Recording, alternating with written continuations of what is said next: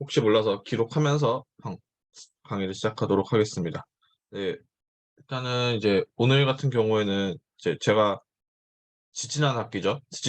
학기 때 이제 논문 보여드렸던 것보다 이제 앞으로 한 1년 정도 더 지나갔고, 1년 동안 이 인공지능 융합교육 쪽이죠. 인공지능 융합교육에서 논문이 엄청나게 많이 찍혀서 나오더라고요. 그만큼 이제 국가적으로도 워낙 관심이 많고, 그다음에 학교 현장에서도 관심이 많은 주제이다 보니까 그만큼 논문이 많이 만들어지고 있는데, 이제 그동안 어떤 논문들이 좀 나왔고 또 눈여겨볼 만한 거나 아니면은 작년에 비해서 좀 그래도 우리나라 전체적으로 인공지능이 좀 어느 정도까지 와 있나 정도를 한번 오늘 한번 점검을 해 보는 내용을 준비를 했습니다. 그래서 저도 이제 준비를 하면서 이제 뭐 논문도 검색을 해 보고 이것저것 봤는데, 확실히 작년에 비해서 좋은 논문들이 많이 나왔어요. 그다음에 작년에는 수업에 적용한 논문들이 거의 없었다고 하면은, 올해 같은 경우에는 이제 진짜 선생님들이 수업에 적용을 해 보고 그 결과물을 가지고 나오는 논문들이 확실히 많아졌기 때문에 '아, 그래도 좀 수업 실천적으로 점점점 좋아지고 있구나.'라는 것을 좀 확인을 할 수 있었던 시간이었습니다. 그래서 제가 어 봤던 내용을 바탕으로 한번 말씀을 드려 볼 건데요. 첫 번째로는, 네, 이 논문입니다. 국어과의 논문인데, 국어과 논문도 중요하지만 지금 이분께서 쓴 논문의 이 앞부분 AI 리터러시에 대한 접근이 좀 좋았던 것 같아서 이제 제가 가지고 온 논문 중에 이제 하나이고요. 이제 같이 봐 주시면 되겠습니다. 그래서 이제 전부 다 제가 확인은 안 할 거고요. 그냥 중간중간에 제가 체크해 놨던 쪽을 위주로 좀 말씀을 드려 보도록 하겠습니다. 네. 그래서 이제 AI 기반 융합 교육이란 말로 이제 이분은 시작을 하셨어요. 그래서 이제 초중고 학생의 컴퓨팅 사고력, 실생활 문제 해결력은 물론 AI 윤리, 디지털 리터러시 교육 등 AI 리터러시 교육을 매우 강화하고 있다. 아, 혹시나 제가 준비한 논문들 중에 그 다른 강의에서 다른 교수님들이 하셨던 논문이 있으면은 말씀을 해 주시면은 그냥 그거는 건너뛰도록 하겠습니다. 그래서 이제 융합이라는 거를 나타나는데, 사실 한국에서는 제가 13 년도 발령인데, 13 년도 발령으로 나왔을 때 제일 이 현장에서 핫했던 주제가 스팀이라는 용어였어요. 이제 우리나라에서는 융합 교육을 보통 스팀 교육이라고 많이 쓰는데, 해외에서는 스팀보다 스템이라고 많이 쓰죠. 스템 에듀케이션이라고 하는데, 보통 스템을 쓸 때는 융합이라는 말보다는 보통 이제 수학, 과학 쪽의 융합만 이야기할 때를 보통 스템이란 말을 써요.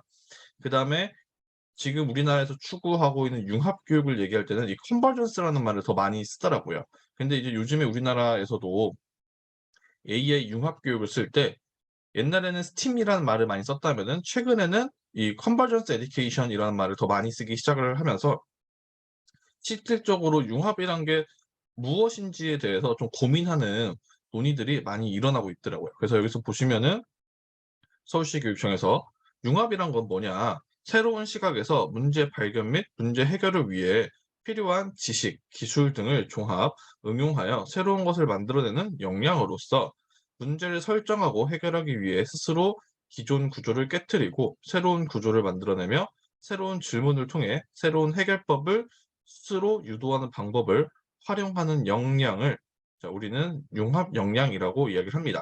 그래서 학생들에게도 이 융합 역량이 필요한 거고, 우리 교사들에게도 이런 융합 역량이 필요한 시대가 되었다라는 게 AI 기반 융합 교육의 기본적인 토대이고요. 그래서 뭐 학문적으로는 기존의 서로 다른 두 개 이상의 학문적 지식과 기술을 물리적, 화학적으로 결합해서 새롭고 독특한 가치를 창출하는 과정을 이야기한다. 그래서 쭉 보시고, 자, 그래서 여기서 보시면은 모든 교과에서 AI 원리와 기능, 사회적 영향력 및 윤리적 문제 등 다양한 주제 중심 AI 기반 융합 교육의 활성화를 강조하고 있다. 서울시 교육청 거입니다. 그래서 이제 사실 제가 원래 저의 전공은 요거죠. 그래서 데이터를 활용해서 환경 분야의 지속 가능 발전 문제 해결 교육을 하는 게 원래 제 전공인데 이제 여기서 시작을 하다 보니까 다양한 이제 분야로 확장이 좀 되고 있는 거고요. 그래서 이제 넘어가시면은 자 근데 이제 결국은 지난 시간에 말씀드렸던 것처럼 AI 윤리 기준에 가장 중요한 거는 인간이다. 그러니까 기술도 당연히 중요하지만 '인간이 기술보다 앞서 있어야 한다.'라는 게 기본적인 전제 조건이었고요. 그래서 우리는 '인간성을 위한 AI 리터러시 교육을 해야 한다.' 근데 그 세 가지 요소가 AI 이해 교육, 개발 교육, 활용 교육이래요.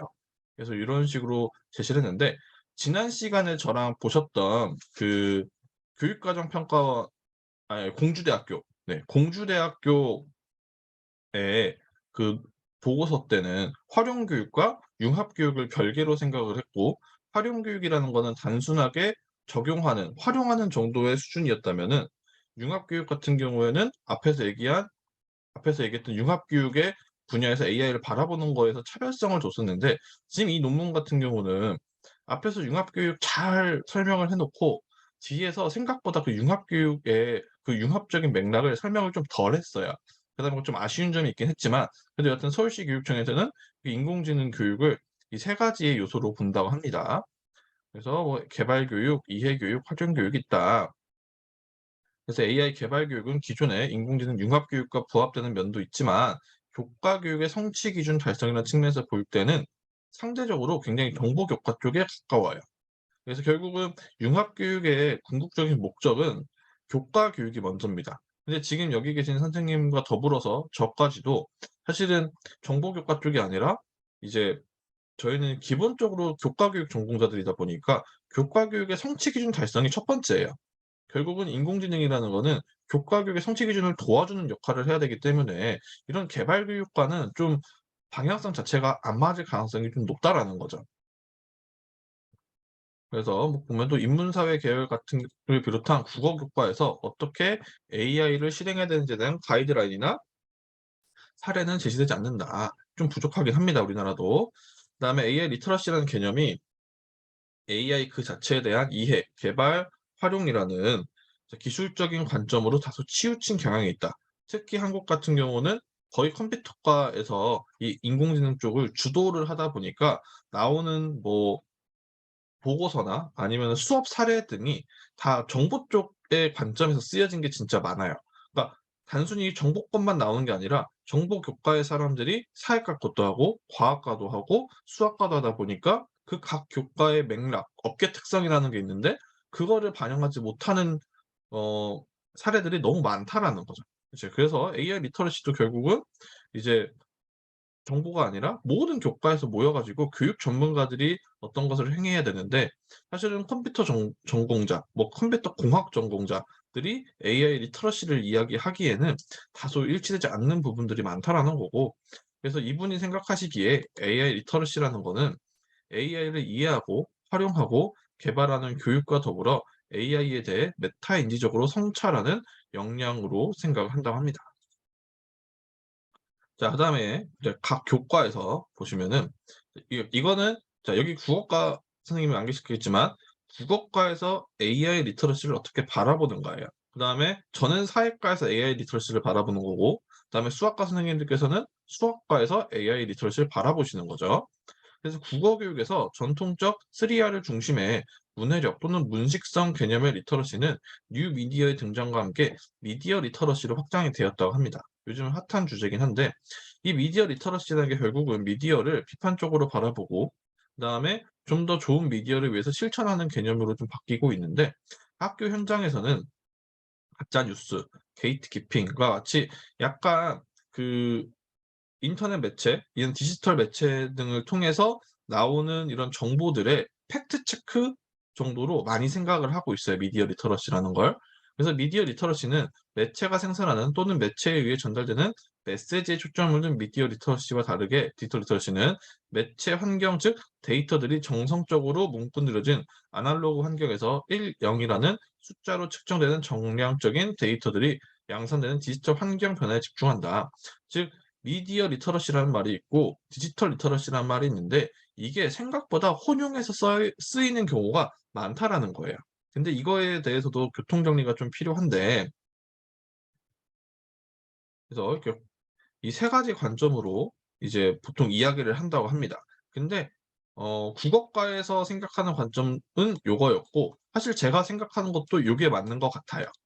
그래서 예를 들면은 미디어 리터러시라는 거는 최근에 각광을 받고는 있지만 사실은 굉장히 오래된 말이죠. 왜냐면은 미디어라는 게 지금 인공지능이나 아니면 이 데이터가 나온 뒤에 나오는 어떠한 교양 문해력이 아니라, 사실은 그 이전부터 이 대중매체가 존재하는 순간부터 함께 있었던 게 미디어 리터러시라는 거죠. 그다음에 디지털 리터러시라는 거는 좀 이 사회가 디지털화되면서 그거를 다룰 수 있는 능력이라고 생각을 한다면은, 미디어 리터러시의 영역과 디지털 리터러시의 영역이 사실 별개로 있었고, 그게 접점이 되는 분야가 있을 뿐이에요, 이렇게 디지털 사회가 되면서. 근데 그 공통점이 뭔지 보니까 '아, 결국은 비판적 사고겠더라.'라는 식으로 접근을 하는 게 좀 어떨까라는 생각을 하고 있었고요. 그래서 결국 이 내용을 여기 정리해 놓은 겁니다. 미디어 리터러시라는 거, 디지털 리터러시라는 게 있는데, 자 결국은 미디어 리터러시라는 거는 메시지에 담긴 이데올로기, 의도 및 의미 파악하는 비판적 문식상에 초점을 두고 있고요. 디지털 리터러시라는 거는 이 디지털 세상에서 너무 일방적으로 정보를 받지 말고 비판적으로 디지털 사회에 우리가 대비를 해야 한다라는 게 디지털 리터러시라고 본다면, 결국은 얘와 얘의 공통점은 비판적 접근이다라고 결론을 내리고 있으십니다. 그래서 AI 리터러시란 AI에 대한 개념을 이해하고 일상적 도구로 활용하며 AI 개발 및 구현, AI 기술의 사회적 활용 및 적용, 비판적으로 평가할 수 있는 역량을 AI 리터러시라고 한다라고 정의를 하셨고요. 그다음에 정의도 굉장히 다양한 사람들이 했습니다. 그중에서 이제 서울시 교육청 거를 보면은 생각보다 제가 보기에는 정리를 잘한 느낌이었어요.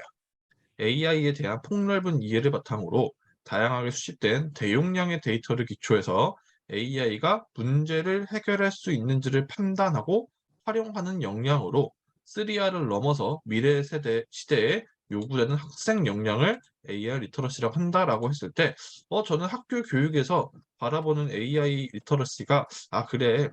너무 고차원적인 거 말고 이 정도면은 우리가 좀 접근을 할 만하겠다.' 정도로 좀 생각이 들더라고요. 그래서 이제 서울시 교육청 거 좀 말씀을 드렸고, 그다음에 미디어 리터러시, 디지털 리터러시, AI 리터러시 좀 비교하는 게 있었고, 이게 결국 논문을 쓰시는 분도 계시고 안 쓰는 분도 계시고, 앞으로 뭐 이 중에서 또 박사를 가실 분도 계실 거고, 아니면 개인 연구를 하실 분들도 계실 거고, 다양한 연구를 하실 텐데, 사실은 이런 연구를 하다 보면은 제일 중요한 게 용어의 선택과 용어를 얼마나 정확하게 사용하는지가 굉장히 중요해요.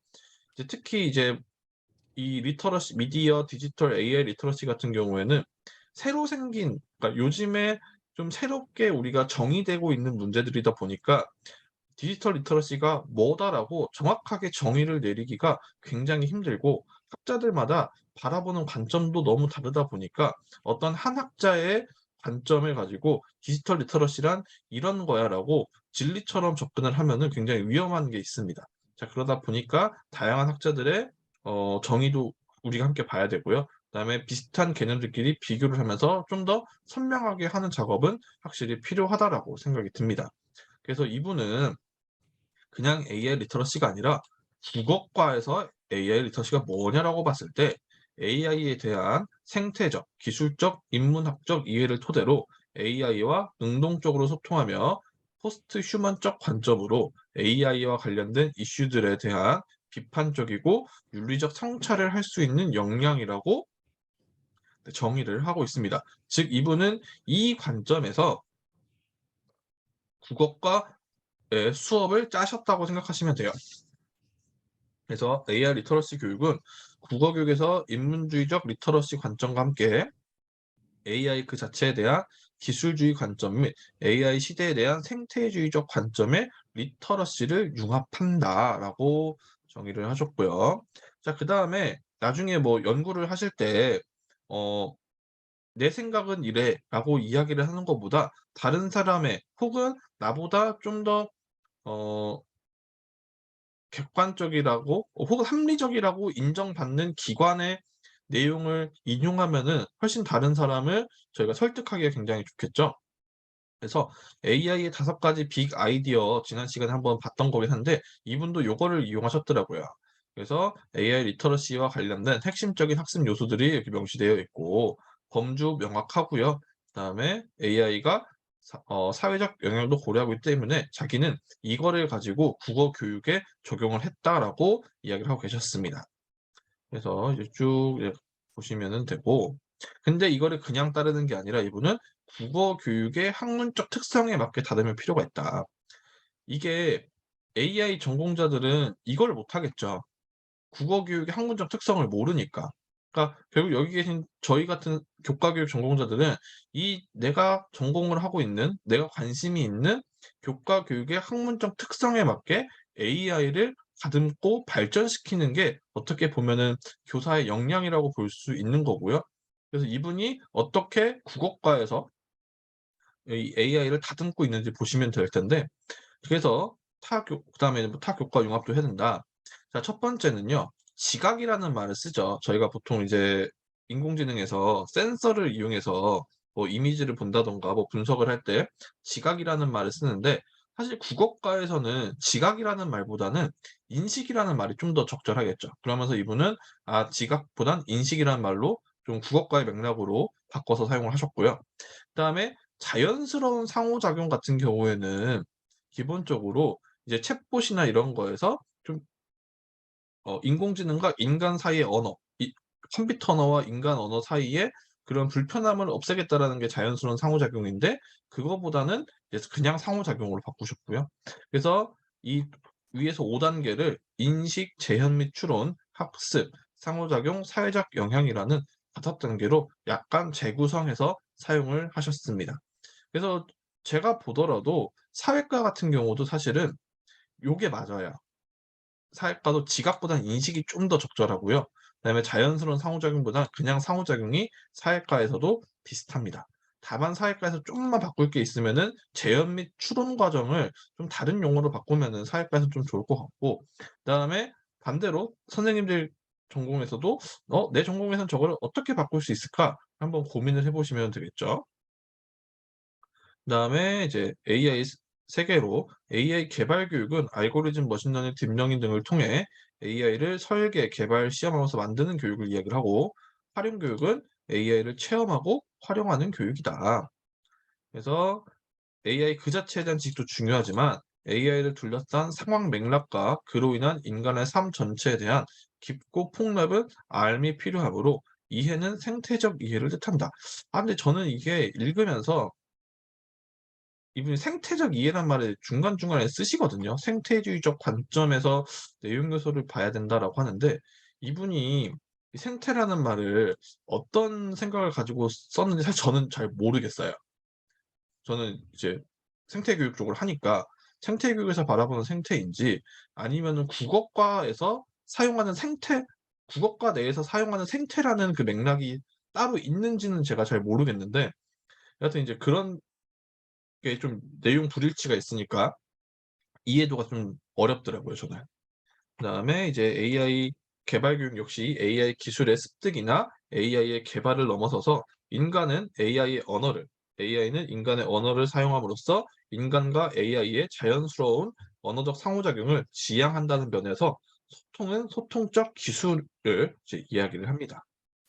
그다음에 이제 여기까지 쭉 봤는데 근데 보시면은 이제 이거 제가 보기엔 잘 짜신 것 같아요. 지금까지 국어과 관련돼서 AI 융합 교육, 활용 교육을 짠 거를 봤을 때 물론 부족한 면이 있기는 하지만 이 빅 아이디어의 영역에 국어과의 맥락을 끼워 넣었을 때 굉장히 좀 '합리적으로 끼워 넣었다.'라는 생각이 좀 들더라고요. 그래서 인식에서는 빅데이터를 알 수 있는 인간의 심리 보통 뭐 저희 워드 클라우드 같은 거 하면서 감정 같은 거 많이 하잖아요.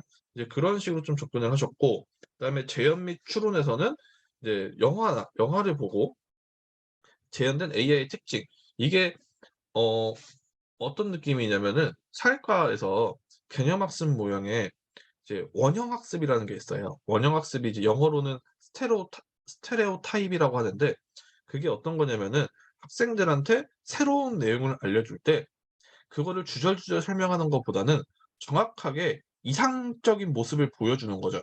"얘들아 이거는 이렇게 돼 있는 거야."라고 하면서 원형적인 모습을 전형적인 모습을 보여주면은 학생들이 "새로운 거를 이해하기가 쉽다."라고 이제 보통 설명을 하는데, 요것도 마찬가지로 SF 소설이나 영화에 나오는 어떠한 특정 개념을 학생들한테 원형처럼 보여주고 이해를 돕도록 하는 게 지금 이분이 영화를 좀 선택한 배경이신 것 같거든요.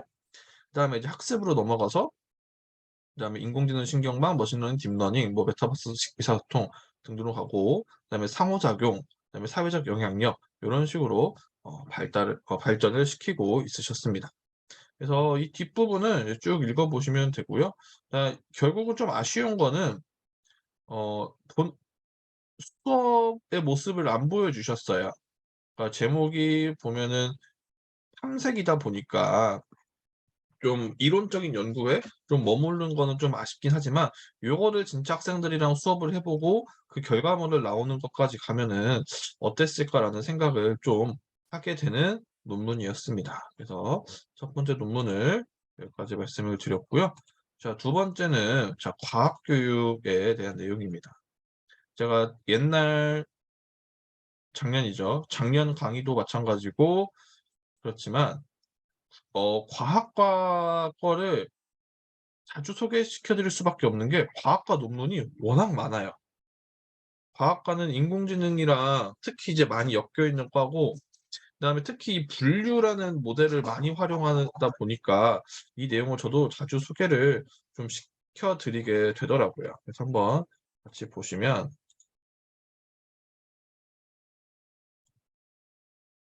네, 뭐 앞부분 뭐 서론이랑 이론 집행 이런 거 다 뛰어넘고 약간 수업적인 부분만 말씀을 드릴게요. 엑기스만 수업을 좀 들으면은, 자, 이분은 AI 분류 모델을 활용해서 과학 교육 프로그램을 개발을 하셨습니다. 그래서 뭐 쭉 넘어 보시면 되고, 자, AI 이미지 분류 모델 적용 가능 교과 내용 요소 성취 기준 활용 방안. 제가 예전에 선생님들께 중간 보고서죠. 중간 보고서 때 약간 요청을 드렸던 게 요거랑 비슷하죠. 결국은 내 교과의 성취 기준에서 AI를 어떻게 접목을 시킬 수 있을까를 알아보는 내용이라고 보시면 돼요. 그래서 이분 같은 경우는 암석, 뭐 생물 분류 다양한 내용 요소에서 AI 분류 모델이 가능한 거를 많이 찾아보셨죠. 그래서 나중에 선생님들께서도 어쨌든 여기서 이제 AI 공부를 끝내실 게 아니라 선생님들의 수업에 적용을 해 보실 거기 때문에 이제 2022 개정 교육 과정이 이번에 나오죠. 이번에 2022 개정 교육 과정이 나오면은 어 제가 다른 과 거는 못 봤고 사회과 거는 봤는데 딱히 큰 차이는 없더라고요. 이 2015에서 2022로 넘어오면서 물론 각 교과의 내용은 바뀌었지만 AI를 목적으로 두고 모든 교과의 성취 기준에 반영하는 교육 과정은 아니었어요. 근데 아마 지금 교육 과정 말고 이 다다음 교육 과정이죠. 그 다다음 교육 과정에서는 좀 모든 교과에 '의도적으로 성취 기준에 AI를 좀 넣을 수 있지 않을까?'라는 생각이 좀 들더라고요. 그래서 이제 이런 식으로 이분은 하셨고, 본인 수업에 적용하신 건 요거였어요. 네. 전작상 반발 이론에 근거하여 분자의 구조를 모형으로 나타낼 수 있어요. 요걸 가지고 수업을 하셨고요. 그래서 프로그램 개발 넘어가셨고, 자, 그다음에 이제 본인이 활용한 소프트웨어 탐색 하드웨어가 뭐였냐? 티처블 머신 쓰셨고요. 이거 옛날에 저랑 해 보셨죠. 그래서 뭐 "왜 썼냐?" 보니까 이런 식으로 됐고, 이 티처블 머신에서 만든 걸 가지고 다른 쪽으로 넘겨서 활용하셨고, 그다음에 제가 알기로 선생님들 세종대 수업 첫 번째 때 아마 카미봇을 하신 걸로 알고 있는데 요거까지 활용하셨다고 하십니다. 그래서 기본적으로 이제 1 차적으로 AI 오리엔테이션을 하고 분자 구조 학습 도구를 제작을 해서 AI 분류 모델 활용 교육을 구상을 했다라고 적용이 되어 있고요.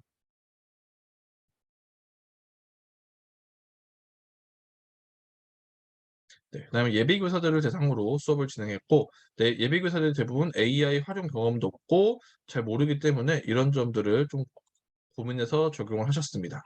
그래서 AI 이미지 분류 모델 활용 과학 교육 구상 해서 뭐 요런 식으로 뭐 가능할 것 같다. 초등학교에서는 생산자와 소비자를 분류하는 거, 뭐 지시약 분류하는 거 이런 식으로 접근 가능하다라고 좀 분석을 하셨고요. 그다음에 뭐 예비 교사들이랑 이야기를 하다 보니까 데이터가 굉장히 중요하더라. 그다음에 해 보니까 생각보다 많이 어렵더라라고 답변이 나왔었고, 자, 두 번째에서는 첫 번째 해 보고 좀 수정을 해서 다른 대학교의 대학원생들을 대상으로 또 실행을 하셨다고 합니다. 그래서 아까랑 똑같이 AI 분자 구조 학습 도구를 제작을 했다. 그래서 보니까 뭐 이런 식으로 정리했다라고 하는 건데, 이게 사실 굉장히 좋은 접근은 맞았어요. 굉장히 좋은 접근이고, 최근에는 예비 교사들을 대상으로 AI를 가르치는 것에 대해서 대학들마다 경쟁이 굉장히 심해졌어요. 그래서 이제 저는 교대를 나왔으니까 교대를 예시로 들어 드리면은, 어떤 학교 같은 경우는 정말 아무것도 안 하는 학교가 있는 반면에, 어떤 학교 같은 경우에는 이미, 저희 사실 예를 들면은 전 사회과니까 대학교 1 학년이 딱 들어오고 그러면은 학생들한테 선택을 시킨대요. 자, 사회과에 관심 있는 학생들은 AI와 사회과 과목을 무조건 수강을 시키고요. 수학에 관심이 있으면 AI와 수학, 과학은 AI와 과학. 이거를 모든 교과에 대해서 AI 융합 교육으로 각 교과를 융합해서 가르치기 시작을 한 학교가 있어요. 그다음에 어떤 학교가 아예 안 한다고 했고, 그다음에 어떤 학교 같은 경우는 엔트리랑 기본적인 파이썬까지 가르치는 교대도 있어요. 자, 그만큼 교대마다 굉장히 접근 방법이 다른데, 근데 하나로 합쳐지면은 예비 교사에게 굉장히 관심이 많아지고는 있습니다. 왜냐하면은 이들이 앞으로 학교에 나와 가지고 인공지능을 가르쳐야만 학교 자체가 바뀔 것으로 예상이 되기 때문에 이제 그런 식으로 진행이 되고, 그다음에 이제 아직 결정된 건 없는데 논의만 되고 있습니다. 논의되고 있는 것 중에 하나가, 인공지능과 관련해서 재교육 과정이 생길 확률이 굉장히 높대요. 그러니까 지금 저희 대학원 체제 말고, 그러니까 6 개월짜리 단기 연수나 요런 게 생길 가능성이 좀 높다고 하더라고요. 그래서 대학에 위탁을 시켜 가지고 교육청에서 선생님들이 그 특정 대학에서 6 개월 동안 출퇴근을 하면서 이제 인공지능과 관련된 다양한 어 공부들을 하시는 거죠. 그래서 그분들이 선도교사가 돼 가지고 학교 현장에 나가서 이제 퍼뜨리는 역할을 할 것 같은데, 근데 이게 예산 문제 때문에 아직까지 어떻게 될지는 잘 모른다고는 하는데, 여하튼 그런 논의가 지금 생기기는 시작을 했습니다. 근데 그랬을 때 아마 이 대학원을 다니셨던 분들이 아마 선순위이지 않을까요? 당연히. 이제 왜냐면은 양적으로 선발을 한다고 하면은. 그런 면에서 한번 나중에 잘 그 공문 같은 거 리서치를 해 보시면 좋을 것 같고, 자, 그다음에 세 번째 논문으로 가서, 자, 이번에는요. 자, 데이터와 관련된 겁니다. 데이터와 관련된 것이고 고등학교 학생들에게 수업을 하셨습니다. 그래서 이제 사실 뭐 학생들이 음 교사들한테 물어봐도 데이터를, 그냥 공공 데이터를 어디서 다운받는지 모르는 분들이 대다수일 거예요. 지금 여기 계신 분들 말고 대학원을 안 다닌 상태에서 공공 데이터가 일단 뭔지 모르는 분도 많으실 거고, 공공 데이터를 어떻게 다운받는지도 모르실 거고, 그다음에 공공 데이터를 활용해서 내 교과에 어떻게 적용해야지까지 못 가시는 분들은 거의 대다수이실 거예요. 그만큼 학교에서 이 데이터라는 게 굉장히 먼 얘기처럼 느껴지지만, 사실은 데이터를 공부하면 공부할수록 우리 교과서에 이 데이터라는 거를 많이 활용하면 활용할수록 학생들과 함께 수업할 수 있는 그 깊이나 아니면은 다양성이 너무 넓어질 수도 있겠구나라는 생각을 많이 하게 됩니다. 다만 아쉬운 점은, 공공 데이터가 일단 부족한 나라 중에 하나죠, 우리나라는. 공공 데이터도 부족한데요. 이제 에듀 데이터라 그래서 교육용 데이터도 굉장히 부족한 나라 중에 하나예요. 자, 그러다 보니까 학교에 계신 선생님들이 데이터 교육을 하기에는 환경 자체가 굉장히 아직 안 따라주고 있다라는 거죠.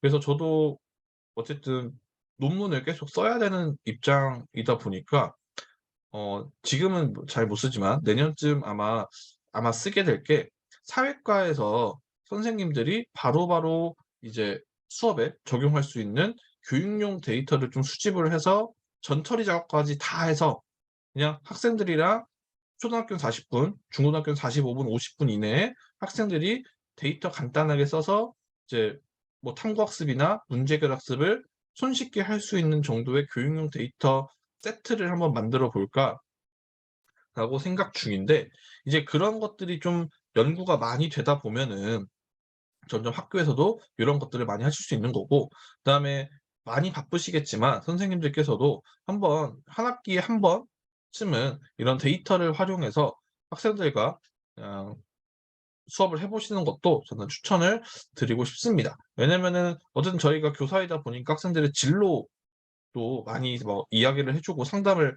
하시잖아요, 특히 고등학교 선생님들께서는.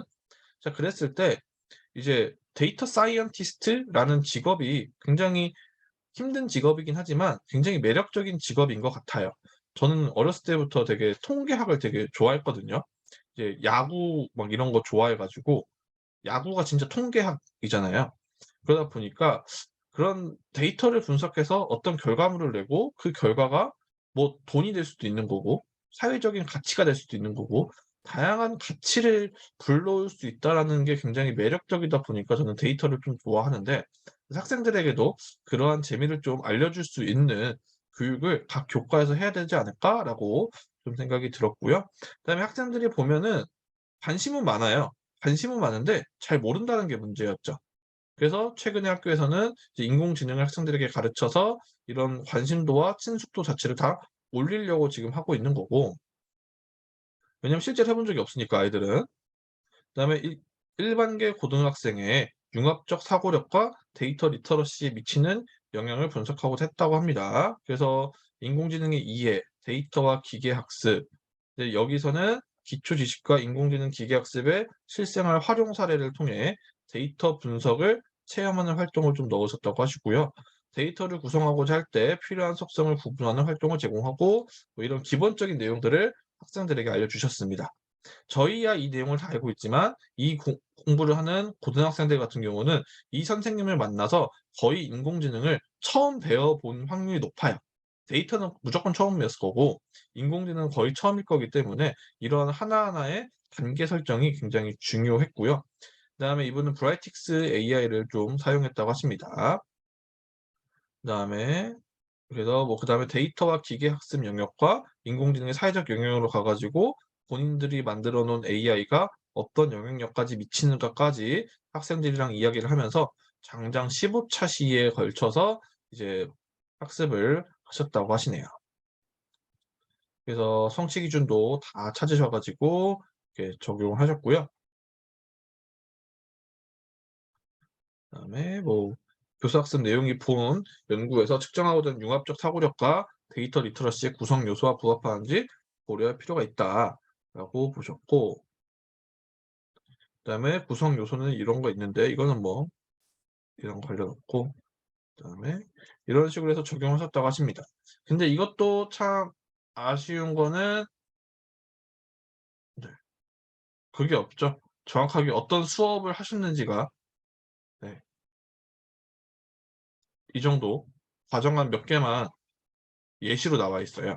그러다 보니까 명확하게 안 나와 있어서 좀 아쉽긴 하지만 여하튼 이제 이런 식으로 접근을 하셨다 정도로 마무리를 하도록 하겠습니다. 이제 저희 학교는 어 내일이면은 졸업이에요. 그래서 내일부터 이제 방학이 이제 시작이 되는데, 그러다 보니까 이미 기말 학생들이 이제 기말 평가까지 이제 다 끝났고, 그다음에 제가 이제 실과를 가르치다 보니까 엔트리 작품을 다 학생들이 제출을 거의 다 끝낸 상태예요. 그래서 한번 저희 학교 학생들이 만든 작품들을 한번 같이 보여드리려고 하는데,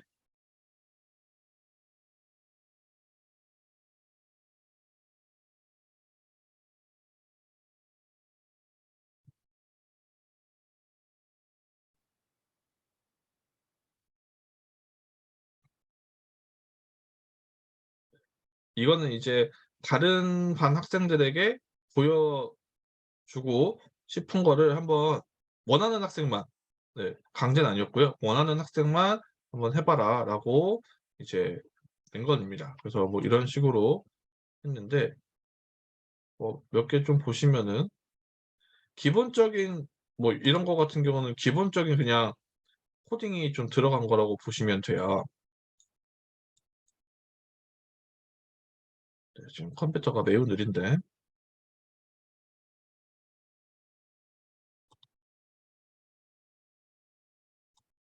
키가 잠시만 스페이스바를 누르면은 올라가는 게임이래요. 그래서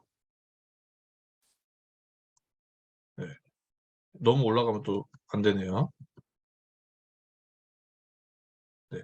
이런 식으로 이제 게임을 만들어서 다 올려 놓고 그다음에 어떤 친구가 몇몇 친구들은 여기다가 이제 인공지능을 넣는 친구들이 좀 있었어요. 제가 기본적으로 이제 엔트리에서 쓸 만한 인공지능들을 몇 개 알려줬었는데 생각보다 인공지능 쓴 애가 없네요, 지금 여기는. 그래서 뭐 기본적으로 예전에 저희가 했던 그 IoT 시스템을 만든 친구도 있었고 그다음에 뭐 단어 분석 그 감정 분석해 주는 거를 한 학생도 있었고요. 그래서 이제 그런 식으로 한 번씩 다 다뤘었는데 이제 그런 거를 해 보니까 학생들이 확실히 재미있게 접근을 했었고 그다음에 제가 그냥 보면서 제일 좀 뭐라고 해야 될까? 어 뜻깊었다? '아 내가 그래도 학생들한테 실과에서 엔트리를 그래도 잘 가르쳤다.'라고 좀 느꼈던 것 중에 하나가 지금 이렇게 아이들이 올려주면은 학생들끼리 친구들 걸 서로 해 봐요. 서로 해본 다음에 다른 친구한테 피드백을 주는 거예요. "야 이거 이렇게 바꾸면 더 좋지 않을까? 너 이거 여기서 오류 있는 것 같아."라고 하면서 서로서로 자연스럽게 협업이 되면서 자연스럽게 각자의 작품들이 점점 더 좋아지게 되더라고요.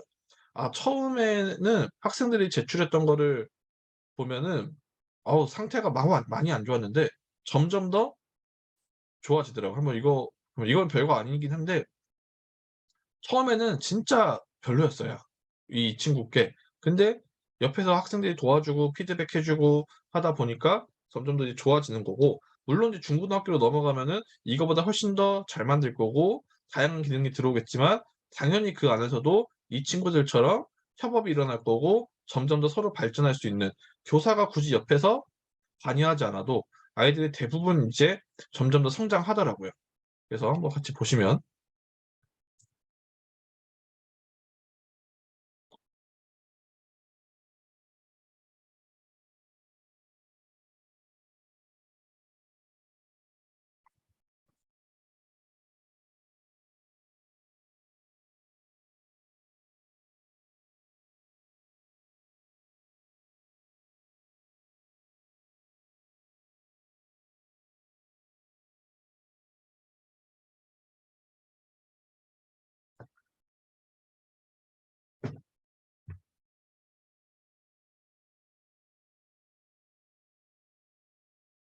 처음에는 이것도 시간도 못 맞춰 가지고 막 완전 서 엉뚱한 거 나오고 그랬는데 다 이제 계산을 해 가지고 딱딱딱 맞게 이제 만들어 놓은 거고요.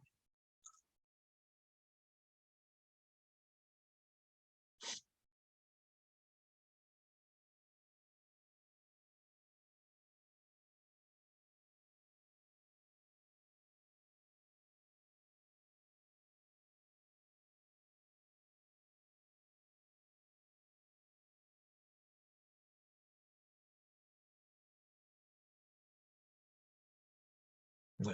이런 식으로 이제 한 작품이었는데 그래도 뭐 처음에는 매우 이상했지만 이런 식으로 발전을 하고 있었습니다. 그래서 결국은 저는 실과를 가르쳤으니까 이게 좀 가능했다라고 보여지는 게 있지만 어찌 됐든 이제 이게 이제 실과뿐만 아니라 다른 교과에서도 이런 식으로 어 좀 수업을 할 때가 오지 않을까 생각이 들고 그다음에 다만 지금 서울시교육청이 그냥 뉴스에서 저도 봤지만 예산이 이 디지털 쪽 예산이 얼마나 책정되어 있는지 잘 모르겠어요. 근데 특히 중고등학교 선생님들께서는 컴퓨터실이 대부분 이제 정보 쪽에서 컴퓨터실을 사용하시다 보니까 손쉽게 가서 어떤 걸 하기가 좀 애매하실 텐데 결국 학교에 노트북이나 이런 디지털 기기들이 충분히 있다면은 그때부터는 좀 가능해지겠죠. 그래서 결국은 이런 것도 교사의 노력도 중요하지만 환경도 굉장히 중요해 보입니다. 자, 그다음에 네 번째는 자, 그냥 소프트웨어 교육과 관련된 내용이고요. 네, 그래서 초등학생들의 컴퓨팅 사고력과 관련된 내용들입니다. 기본적인 내용들이 있고, 그래서 이분은 뭐 이 재구성 중심 모델 이런 거를 사용하셨대요. 그래서 다양한 사례를 바탕으로 핵심 개념과 원리를 발견하고 이를 활용해서 제시된 사례의 수정 및 재구성을 통해 자, 컴퓨팅 사고를 유도하는 수업 모형입니다. 그래서 뭐 이렇게 뭐 MIT 거라고 하는데 예시를 보여드리면은 요렇게 진행이 된대요. 자, 그래서 놀이, 수정, 재구성으로 제시가 되고 이 옆에 보시면은 요게 사실은 그 컴퓨테이셔널 싱킹의 그 옛날 MIT의 우인 교수님이 만들어 놓은 그 컴퓨팅 사고력의 그 기본적인 순환 구조가 있거든요. 그거를 거의 비슷하게 따라 가지고 오셔 가지고 연결을 시키셨어요. 그래서 첫 번째 놀이에서는 문제 분해나 패턴 인식을 하고 수정 단계에서는 문제 해결을 위해서 알고리즘하고 재구성해서 프로그래밍 시뮬레이션을 하는데 이 시도는 굉장히 좋았다라고 생각이 돼요. 근데 다만 그냥 보시면 아시겠지만 '왜 얘랑 엮여 있지?' 그러니까 얘랑 매치가 좀 안 되는 느낌이 좀 많이 들어 가지고 저는 그래서 좀 '아 이게 맞는 건가?'라는 생각은 좀 하면서 봤습니다. 그러니까 이게 또 아쉬운 게 충분히 설명이 안 돼 있죠. 설명이 충분히 돼 있으면은 이제 납득을 하는데 설명이 안 돼 있다 보니까 납득은 좀 잘 안 되지만 여하튼 좋은 시도긴 했다. 그래서 실제로 접하면서 이 속에서 구성 요소를 찾고 구성 요소들이 가진 특성과 관계, 사례 속에서 패턴을 찾아보도록 자 하고요. 그다음에 문제 분해와 패턴 인식으로 설정하였는데 문제 분해에서는 문제 속에서 필요한 요소를 탐색하고 분해한 요소들로 문제 해결 방법을 생각해 보는 활동을 하고 패턴 인식에서는 놀이 활동을 통해 자연스럽게 제시된 패키지와 인공지능 모듈을 통한 일정한 규칙 및 인공지능 모델 학습 패턴을 찾아보게 한다. 즉 이분의 생각은 이거였어요. 처음에 인공지능이나 컴퓨테이셔널 싱킹을 하기 전에 문제 분해와 패턴 인식을 최대한 재미있게 학생들과 놀면서 약간 교육학 용어 중에 헤드 페이크라는 게 있는데 내가 어떤 거를 하는지 모르게끔 해서 그냥 자연스럽게 그 목적까지 데리고 가는 걸 헤드 페이크라고 하는데 이제 그거를 좀 하려고 하신 거죠. 그래서 학생들한테 컴퓨터로 하는 게 아니라 놀면서 뭔가 이것저것 했는데 그게 알고 보니까 이 문제 분해와 패턴 인식이더라. 라고 하면서 접근하려고 하면서 놀이를 좀 활용하셨던 것 같고 그다음에 수정 단계에서는 그 놀이 활동에 포함된 모듈을 교사가 의도적으로 변형하여 제시를 한다. 그래서 문제 해결과 알고리즘으로 있는데 문제 해결에서는 학생들이 뭐 이러한 코딩을 한번 짜 보고 그다음에 알고리즘 같은 경우로 해서 필수 문법이나 지식을 이해한다. 그러니까 놀이에서는 요게 이해가 가는데 요게 잘 안 맞더라고요. 이 과정이 이거를 좀 더 이분이 좀 다듬으면은 더 좋은 논문이 될 것 같긴 한데 여하튼 이렇게 접근하셨고 네 마지막 재구성 단계에서는 자 사용한 모듈과 패키지를 확장한 버전으로 만드는 것이 중요한 활동이다. 그래서 자기들이 만들어 놓은 문제 해결의 알고리즘을 한번 평가해 보고 피드백을 주고받는 과정인데 아까 저희 학교 학생들이 만들어 놓고 마지막에 자기들끼리 공유를 하고 피드백을 주고 발전시키는 방향 그게 이 재구성이라고 보시면 되겠습니다. 자 그다음에 결국 이분은 AI 요소를 융합한 소프트웨어 교육은 일반적인 소프트웨어 교육과 비교해서 얼마나 효과가 있었을까를 알아보는 연구였고요. 뭐 당연히 효과가 있었다라고 합니다. 효과가 있었고요. 자 그다음에 자 마이크로비트인데 이거를 사용해 보신 분도 계시고 혹시 이거 세종대 강의 시간에 해 보셨나요? 마이크로비트? 이거 아마 제가 알기로 안 해 보신 걸로 알고 있는데 그냥 간단하게 화면만 좀 보여 드리면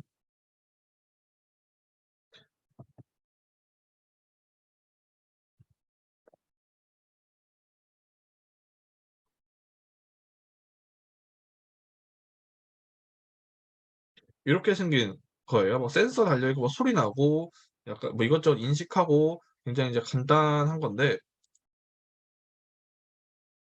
이게 이제 피지컬 컴퓨팅 할 때 좀 센서 쪽을 할 때 가장 처음으로 사용하는 교구다 보니까 이제 굉장히 전 세계에서 많이 좀 활용하는 것 같아요. 그래서 여기 보면 연결을 시킬 수 있는 데가 메이크 코드, 파이썬, 스크래치나 연결을 시켜 가지고 이제 쓸 수 있다. 그래서 뭐 수업 자료도 이제 있고요. 나중에 시간 되시면은 제가 이거 채팅창에 공유해 드릴 테니까 시간 되시면은 마이크로비트 들어가셔서 하시면 되고, 그다음에 학교 현장에서 활용하시기도 마이크로비트가 굉장히 좋은 것 같아요. 그래서 AI 선도학교나 소프트웨어 선도학교 때 굉장히 많이 활용하는 교구 중에 하나고요. 저도 소프트웨어 선도학교 했을 때 이 마이크로비트를 많이 썼던 것 같아요. 그래서 한번 나중에 학생들이랑 해 보시길 추천을 드리고요. 그다음에 이 논문은 별 논문은 아닌데 마이크로비트를 사용해서 프로그램을 개발 및 적용했다. 자, 이분도 놀이를 활용해서 프로그램을 개발했고, 마이크로비트 자체가 센서 기반이다 보니까 센서를 활용한 실험 실습이 뭐가 있을지 좀 고민을 하셨던 것 같아요. 그다음에 교과 연계가 뭐 자연스럽게 이어질 수 있도록 자 구성을 하셨고요. 자, 그래서 크게 두 가지로 이루어져 있습니다. 소양 교육과 융합 교육. 그래서 소양 교육 같은 경우는 알고리즘 체험하기, 그다음에 프로그래밍 실습하기. 그래서 간단하게 어 선생님이 앞에서 학생들한테 마이크로비트의 기본적인 기능이나 연결하는 방법, 프로그램하는 방법을 앞에서 알려주시면서 학생들은 따라하면서 '아, 마이크로비트는 이렇게 사용하는 거구나.'라는 걸 이제 알게 된 거고요. 그다음에 AI 교육을 통해서 자, 그러면은 이러한 마이크로비트에 인공지능을 어떻게 얹힐 수 있을까를 한 겁니다. 그다음에 이걸 바탕으로 기본적인 기능을 배웠으니까 여기에서 교과 연계로 가서 각 교과에서 활용할 수 있는 교육들을 학생들하고 이제 해 봄으로써 이제 소프트웨어 교육과 AI 교육을 좀 연결시켜서 접근을 했다 정도로 보시면 되겠습니다. 그래서 뭐 이 정도였고요. 사실 뭐 논문 자체가 이런 식으로 수업을 하셨대요. 그래서 그냥 이 정도로 끝나는 수업이다 보니까 어떤 수업 과정이 정확하게 나오지도 않았고, 그냥 간단한 논문이어서 '아, 마이크로비트로 요런 식으로 접근하는 연구도 있구나.' 정도만 확인하시기 위한 논문이라고 보시면 되고, 그다음에 사실 저도 지금 시간이 있으면은 사실 배워 보고 싶은 게 전 드론이에요. 드론을 쪼금은 좀 해 봤었는데 이제 해 보 진짜 해 보고 싶은 거는 드론 매핑이라고 해 가지고 드론을 띄워 가지고 드론 가지고 지도를 만드는 걸 드론 매핑이라고 하는데, 그거를 한번 해 보고 싶은데 이제 문제가 좀 생겼어요. 원래는 제가 지금 근무하는 데가 강동구 완전 끝자락에 있다 보니까 드론을 그냥 마음대로 띄워도 되는 곳이었어요, 학교에서. 근데 얼마 전에 이제 대통령 집무실이 이동을 했잖아요, 남쪽으로. 그 남쪽으로 이동을 하면서 저희 학교까지 드론을 마음대로 띄우면 안 되는 학교가 범위에 들어가다 보니까 지금은 학교에서 이 드론을 못 띄우게 됐어요, 지금 저희 학교에서는. 그러다 보니까 '야, 이거를 어떻게 해야 되나? 다른 데 가서 해야 되나?'라는 생각을 하고 있는데, 여하튼 이분은 예비 교사를 위해서 드론을 써서 어떻게 수업을 할까를 고민을 해 보신 거죠. 그래서 이것도 별 수업은 아니지만 좀 중간에 몇 개 장면만 좀 보여 드리면,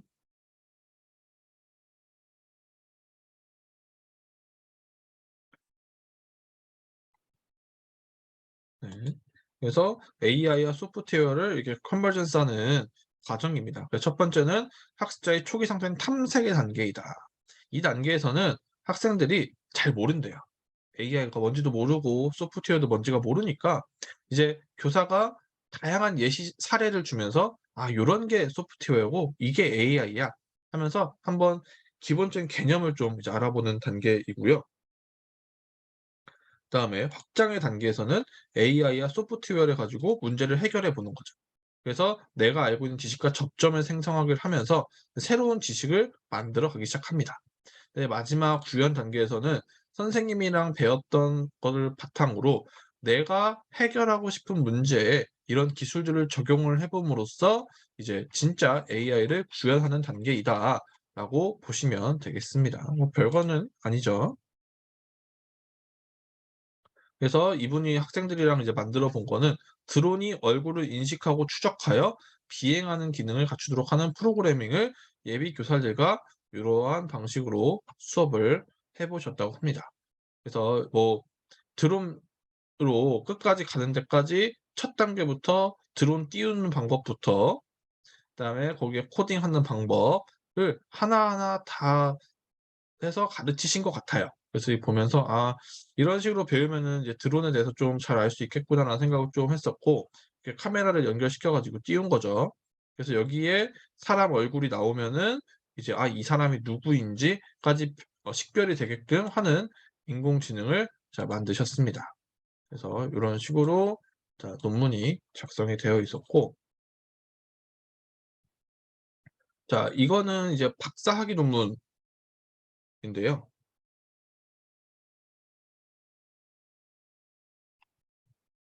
초등학교에서 로봇을 활용해서 초등학교 학생들한테 교육을 시키셨습니다. 그래서 초등학교 AI 융합 교육을 위한 로봇 활용 수업 모형 개발에 대한 논문입니다. 자, 그래서 이렇게 듣고, 자, 개발 절차는 이렇게 진행이 자, 됐습니다. 그다음에 수업 내용을 좀 말씀을 드리면, 자, 이번은 이제 융합 교육을 하시다 보니까 어, 수업 모형의 설계 원리를 좀 정하셨습니다. 첫째, 융합 교육의 원리. 둘째, 동기 유발의 원리. 또 셋째, 뭐 친숙성의 원리. 뭐 이런 원리를 바탕으로 적용을 하셨고요. 이건 뭐 저희랑 좀 관련이 없으니까. 그다음에 네오봇이라는 거를 활용을 하셨대요. 그래서 대포 묘형에서 이분이 만든 거는 자, 주제, 기능, 설계, 제작, 공유, 성찰이라는 과정을 가지고 학생들이랑 이제 AI 융합 교육을 하면서 로봇을 한번 만들어 보신 거고요. 그래서 내용 구성을 보니까 자, 첫 번째는 이제 학습 내용. 자, AI 융합 교육에서 AI 교육과 스팀 교육이 있었고, 자, AI 활용 중심에서 이런 게 있었고, 스팀 있고, 로봇 활용 교육을 방법으로 썼다. 그래서 뭐 절차는 이런 식으로 작성을 했고, 네. 그다음에 아까 그 이분이 만들었던 6개의 단계에 맞춰서 이제 수업 모형을 보면은 첫 번째 주제 탐색에서 생활 속 문제를 해결하기 위해 교과 간 융합 지식과 AI의 필요성을 인식한다. 자, 기능 탐구. 문제 해결을 위한 로봇의 구조와 기능 알고리즘을 익히고 산출물 설계하기. 즉 우리가 필요한 로봇의 기능을 한번 생각해 보고 만든다. 자, 그다음에 제작 및 실행하기. 로봇을 진짜 만들어 보고 이제 직접 적용을 해 보고 그다음에 뭐 부족한 게 있으면 수정을 해 보고 그다음에 공유 및 소통하기. 로봇의 구조, 알고리즘에 대해 소통하고 정보를 공유한다. 그다음에 활동을 평가함으로써 수업을 마무리를 지으시는데, 이분은 이게 박사학위 논문이잖아요. 그냥 쓴 게 아니라 이렇게 쓰신 다음에 적용해 보고 또 고치고 적용해 보고 또 고치고 이 작업을 지속적으로 반복을 좀 하셨어요. 그래서 좀 더 좋은 논문을 쓰려고 그래서 초안이 있고 두 번째 안이 있는데, 그래서 초안에서 이렇게 진행을 하셨다. 그다음에 이제 좀 진짜 로봇이 나온 데를 좀 가면은, 그다음에 이분이 이제 추정한 거죠. 아까랑 좀 다르게 수정안을 쓰신 거고,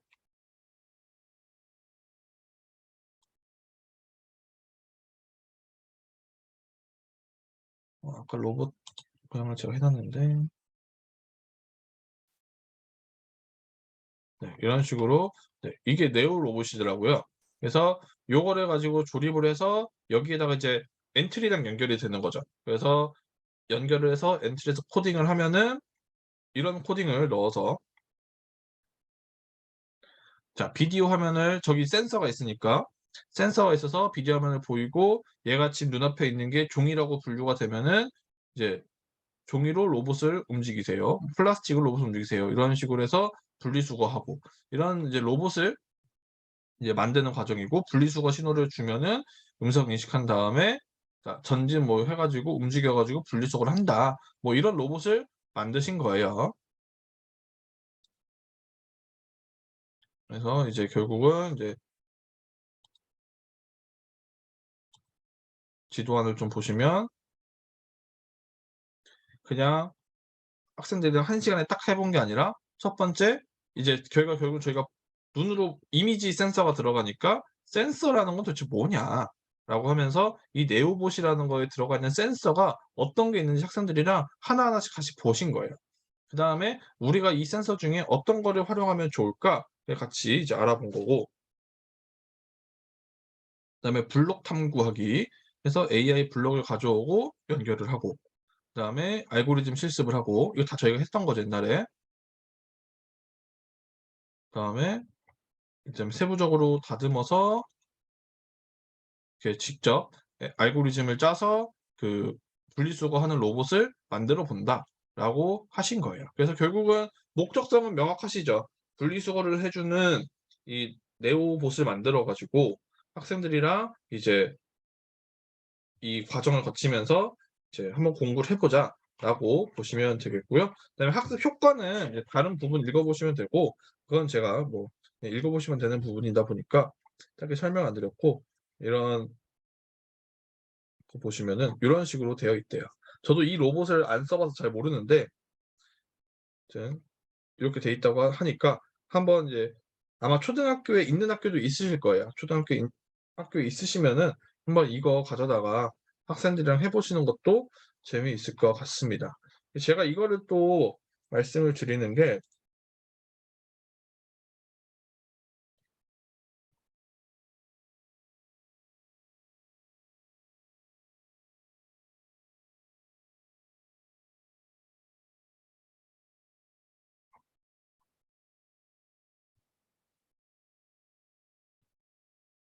이쪽에 가시면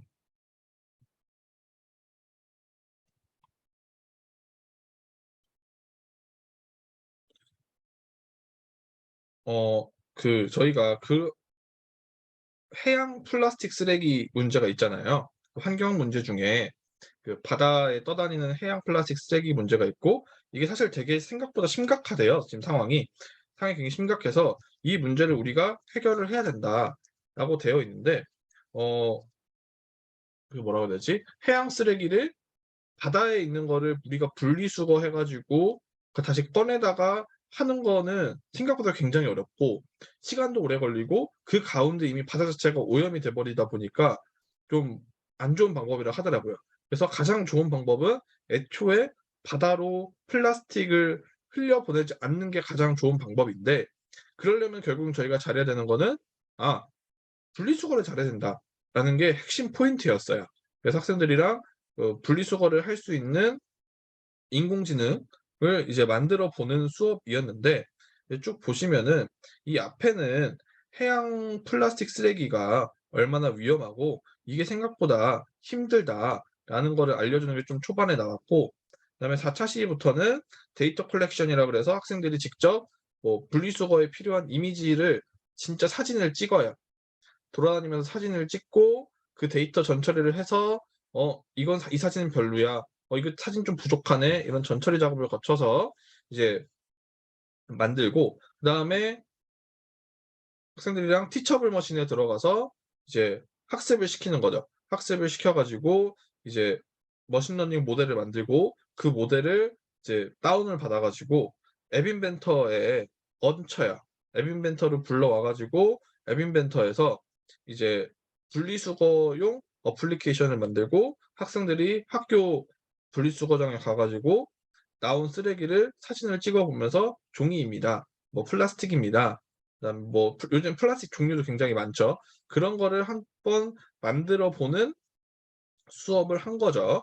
그래서 이제 요런 식으로 이제 수업이 진행이 되는데, 방금 전에는 로봇을 가지고 분리수거 로봇을 만들었으면은 이 수업 같은 경우는 분리수거 로봇이 아니라 '분리수거를 도와주는 핸드폰 어플리케이션을 만들었다.'라고 생각을 하시면 될 것 같아요.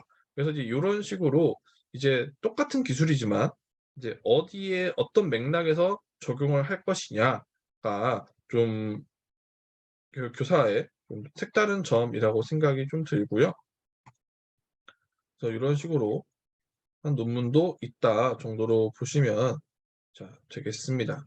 그래서 일단 여기까지가 제가 말씀드렸던 논문 소개에 대한 내용이었고, 그다음에 아까 이거 제가 카톡 왔구나. 그 어디였지?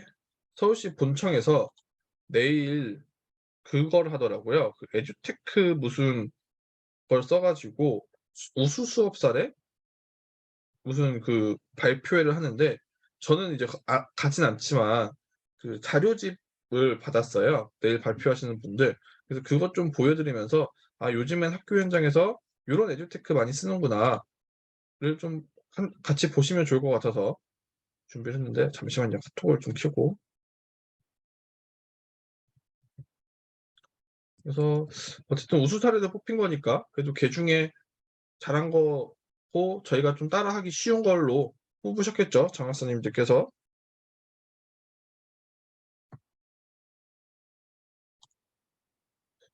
켜질까요?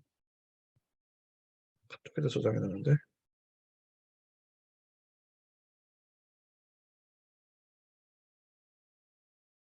잠시만요.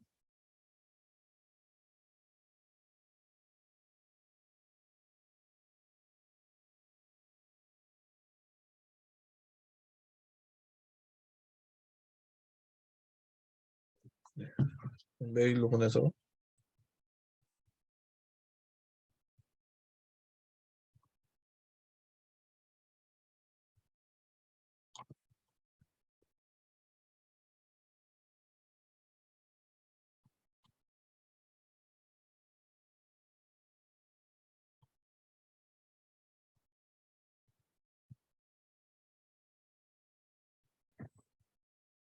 네. 이거고요. 한번 제가 하나씩 좀 보여 드리도록 하겠습니다. 이거는 뭐 네이버에서 일하시는 분 거 같고, 네이버 웨일이 그때 뭐 줌 나오고 뭐 했을 때 이 웨일도 줌처럼 실시간 회의를 위한 플랫폼을 만들어서 보급을 했죠. 물론 학교에서는 많이 안 쓰긴 하셨지만, 여하튼 네이버도 뭔가 이런 네, 웨일 스페이스네요. 어 공교육을 위한 거를 하려고 노력을 많이 하는 것 같아요. 엔트리를 하는 것도 보고 하면은 뭐 에듀케이션에 네이버 웨일, 웨일 스페이스, 웨일 OS, 웨일 북 뭐 이런 것들이 있다고 합니다. 저도 뭐 보진 못했지만 웨일 스페이스 이런 식으로 되어 있다. 공교육 환경에 특화된 웨일 스페이스래요. 왜 그런지 좀 보면은, 네이버가 만든 교육용 플랫폼 웨일 스페이스. 언제 어디서나 빠르고 간편하게 수업을 시작할 수 있도록 통합 계정과 브라우저로 수업에 필요한 도구와 서비스들을 연결하고 학습 데이터를 수집하는 오픈형 플랫폼이다. 근데 어 선생님들의 생각이 어떨지 모르겠는데, 사실 저희가 줌이라는 플랫폼 이런 비대면 서비스를 선택한 계기는 코로나였거든요. 근데 지금 코로나가 뭐 아직 끝나진 않았지만 거의 저희 삶에 익숙해졌고, 그다음에 문제는 만약에 다시 코로나와 같이 너무 큰 전염병이 나오지 않는 한 학교 전체가 모든 수업을 비대면으로 돌릴 가능성은 거의 없겠죠. 그랬을 때 이런 메일 스페이스나 그 기존의 이런 비대면 서비스들이, 이학스토도 마찬가지고요, 과연 존재 가치가 어느 정도일까를 우리가 좀 고민은 해볼 필요가 있을 것 같아요. 그다음에 이것과 마찬가지로 메타버스 당연히 마찬가지고요. 즉 우리가 대면에서 비대면으로 갔다가 다시 대면으로 넘어오고 있는데, 이 대면과 비대면이 얼마나 우리가 공존할 수 있을 것인가에 대한 고민을 한번 해 보시면 좋을 것 같고, 근데 또 쓰시는 분은 쓰시죠. 저도 쓰는 편이긴 한데, 자 공교육에서 보면은 네이버 엑스 무료 제공 보면은 공용 드라이브가 10TB고 1 인당 1TB 주고요. 메일 용량 무제한에 이런 거 보면은 구글보다 나아요. 구글이 이번에 학교 계정에 있는 거 막았죠. 그 용량 제한시켜 버렸죠, 이번에. 제가 그런 거 보면서 이런 거 보면은 '어 괜찮을 수도 있겠다.'라는 생각을 좀 저는 하게 되더라고요. 왜 이런 제공. 그다음에 웨일 스페이스 보면은 파트너들이 이렇게 미리 캔버스 저희 많이 쓰잖아요. 이런 거랑 많이 좀 연결을 맺어 가지고 좋은 수업을 제공하려고 한다. 그다음에 활용 사례를 보니까 온라인 클래스로 활용하셨대요, 이분은. 웨일북을 이용한, 저도 웨일북을 직접 본 적은 없는데 뭐 페이퍼리스 수업을 제공하셨다고 하시고, 클로버 더빙을 이용해 가지고 수업을 했다. 뭐 다양한 수업 사례도 있네요.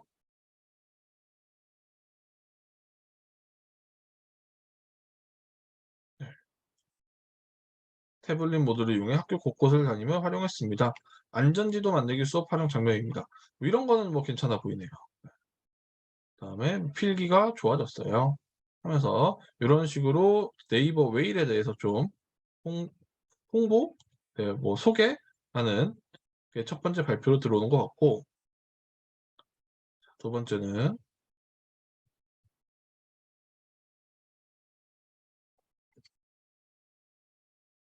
클라썸이라는 곳의 대표이십니다.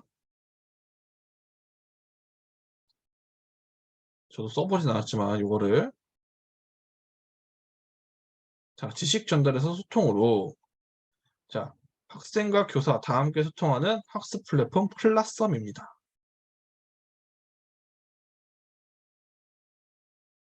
그래서 뭐 이거 유명한 말이죠. 19세기 교실에서 20세기 교사가 21세기 학생을 가르친다. 유명한 말이고, 좀 소개하는 PPT는 없나? 네. MZ세대 학생들과 다양한 디지털 교육 도구들. 근데 이게 참 웃긴 게, 지금 초등학생들은 Z세대가 아니에요. 얘는 알파 세대라고 불리는 애들이지, MZ세대는 저는 M이랑 Z 사이에 껴있고 지금 들어온 신규들이 Z고 했을 때 이거 말이 좀 안 맞는데. 여하튼 네, 보시면 쭉 되고, 네, 이런 뭐 이거 불편하다. 그다음에 뭐 카카오톡, 네이버밴드 이런 거를 많이 쓰는데 이것도 불편하다고 이야기하는 거죠.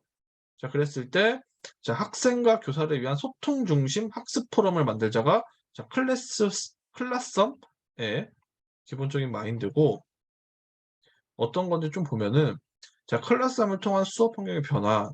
그래서 한 학기 수업에서 320개가 넘는 질문이 올라왔습니다. 즉 학생들이 뭐 여기다가 이것저것 이제 올리나 봐요. 이분 어디서 봤는데 저. 모두가 참여하는 수업 환경.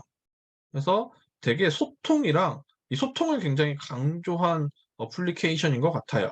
그래서 학습 데이터도 있고 익명 게시판, 댓글, AI 도트 뭐 이런 거를 넣어서 하는 것 같은데, 아 이거 학교 폭력 일어나죠 이거, 익명 게시판. 그다음에 재빠르게 이런 식으로 한다. 뭐 중복 질문에 자동으로 답해 주는.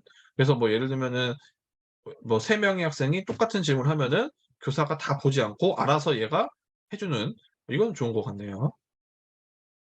그래서 학습 데이터 분석까지 간다고 합니다. 그래서 얘는 결국은 어떤 교과 교육을 정확하게 도와준다 이런 느낌보다는 학생들의 개별화 학습에서, 그러니까 교사와의 소통이 첫 번째인 거고, 두 번째로는 그 다른, 그러니까 그 학생들의 학습 이력을 어떻게 하면은 좀 도와줄 수 있을까? 좀 체크해 줄 수 있을까? 요런 느낌으로 가는 것 같습니다. 그래서 에듀테크 허브로 본인들이 작성을 하셨네요.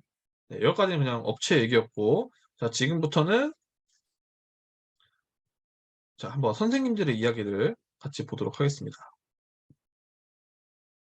에듀테크 선도교사단 활동 우수 사례입니다. 자, 이게 작년에 진행이 됐었고요. 지금 여기 강의를 들으신 선생님들 중에 여기에 소속이 돼 있으신지 모르겠는데, 제가 오늘 아까 3시 반인가? 3시 반에 AI 튜터 마중물 학교라는 뭐 연수가 있어서 잠깐 들어가 봤어요. 뭘 하는지. 네. 오늘 못 오셨네. 우리 강의 같이 들으신 임세번 선생님께서 사회를 보시더라고요. 그래서 줌 들어갔는데 딱 얼굴 계셔 가지고 놀랐는데, 하여튼 그런 식으로 선생님들께서도 아마 활동을 좀 많이 하시는 것 같은데 결국은 이분들이 중심이 돼 가지고 서울시 교육 같은 경우도 점점 많이 확대가 될 것 같아요. 그래서 강남 서초 같은 경우는 10 명의 선생님 중고등학교 선생님들이 진행을 했다라고 하시고 이런 식으로 수업 연구도 하셨대요. 그래서 활용 방법 익히기, 마이크로소프트 도구, 디벗 OS, 수업 영상 제작, 수업 나눔, 협력자 실천 뭐 이런 거 같이 합작하시고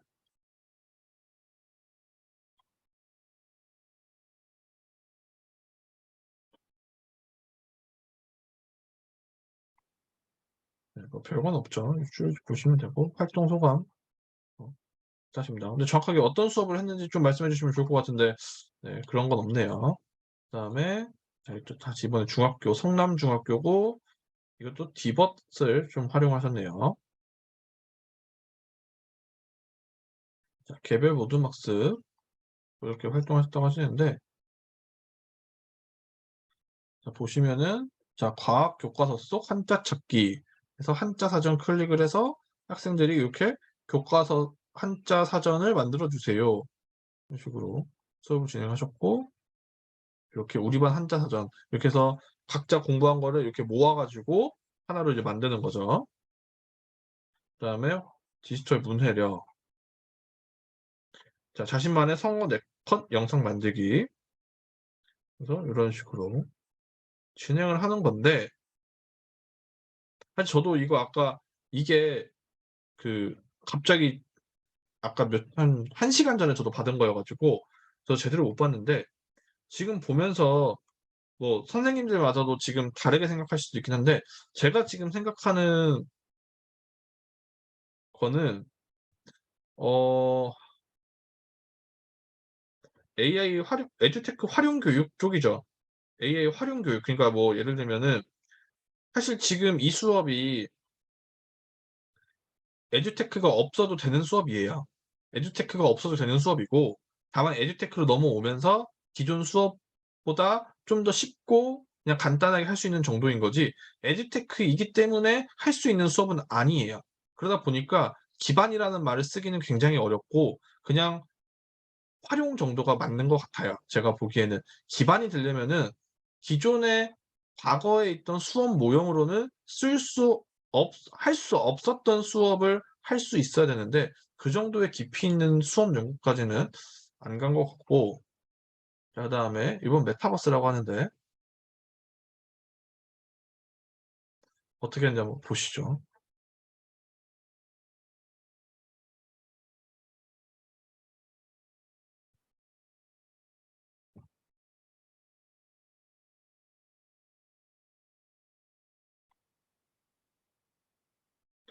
그냥 계좌타운에 이런 문제나 이런 걸 넣어서 방탈출에다가 얹힌 건데 제가 방금 전에도 말씀드렸던 것처럼 지금 이 메타버스 수업이 메타버스이기 때문에 가능한 수업이 아니죠. 그냥 진짜 저스트 재미를 위한 수업이다 보니까 이거를 싫어하는 선생님들이 진짜 생각보다 많으세요. 굳이 이거를 해야 될 이유가 있냐? 저도 동감합니다. 이런 것까지 우리가 할 필요는 없고 정말 메타버스이기 때문에 할 수 있는 수업을 해 줘야 되는 것 같아요, 학생들한테. 이게 에듀테크 기반이라면. 그래서 이것도 보면은 네 별거 없죠. 그래서 어 제가 보기엔 선생님들께서 예전에 저한테 내셨던 기말보고서나 저번에 연구하셨던 그 교육과정 분석 그다음에 저번에 그 신육환 선생님께서 수학 그 학생들이랑 하셨던 사례 이게 사실은 진짜 훨씬 더 좋은 것 같아요 제가 보기에는.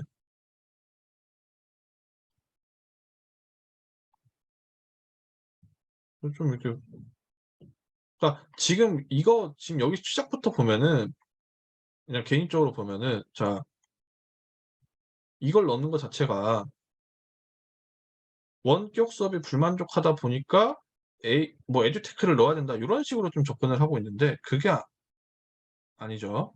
네. 결국은 에듀테크이기 때문에 해야 되는 게 있어야 되는데 어떤 수업인지 좀 보면은 영어 수업 이거 그냥 비대면 수업을 했다 정도고 여기는 뭔 코딩을 좀 쓰시네요. 또 뭔가 영어에다가.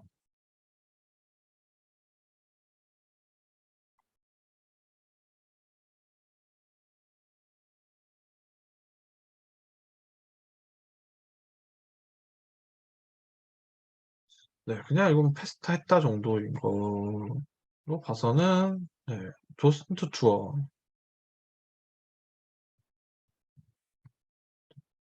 음, 마지막 하나만 더 보고